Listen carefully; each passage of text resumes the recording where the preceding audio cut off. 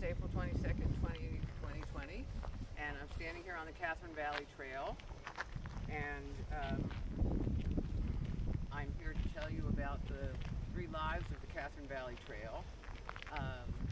Its first iteration was in 1833 as the Chemung Canal. The canal was dug, and it immediately doubled the population of this little valley, the Catharine Valley, and it was successful for quite a while until 1878, when it was eclipsed by the second life of the Catharine Valley Trail, which was the Chemung Railroad. And the Chemung Railroad was built in 1849, and it coexisted with the canal until 1878, when the obvious lower cost of getting goods from this area to the rest of the country made the railroad the better choice. And the Chemung Canal, sadly, was filled in, but there are still vestiges of the canal along the trail. You can see them in the form of locks, canal locks, all along the way.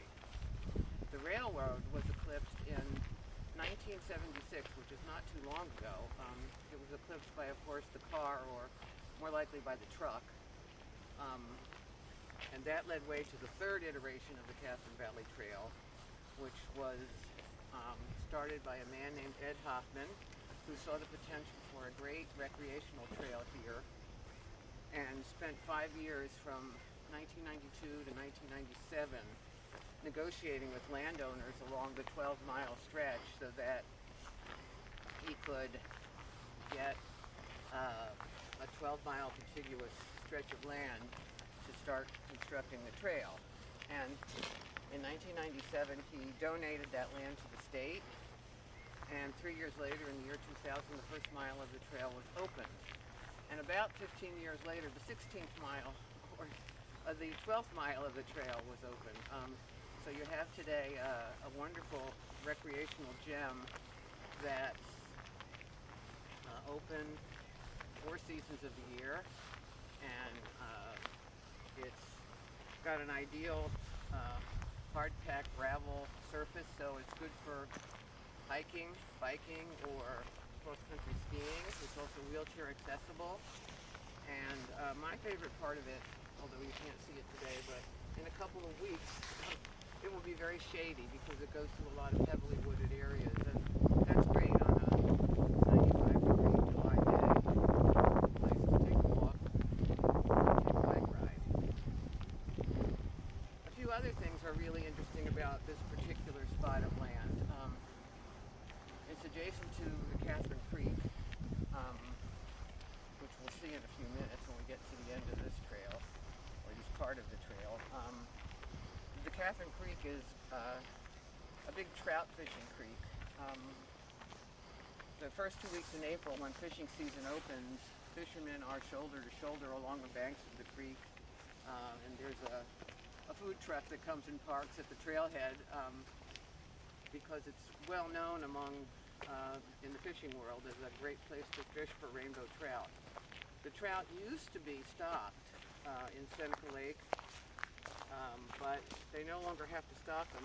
They reproduce naturally by swimming upstream in Catharine Creek and spawning, and so they successfully reproduced naturally, and so that's also a big fishing draw. A few more things make this a really interesting corner of the Finger Lakes.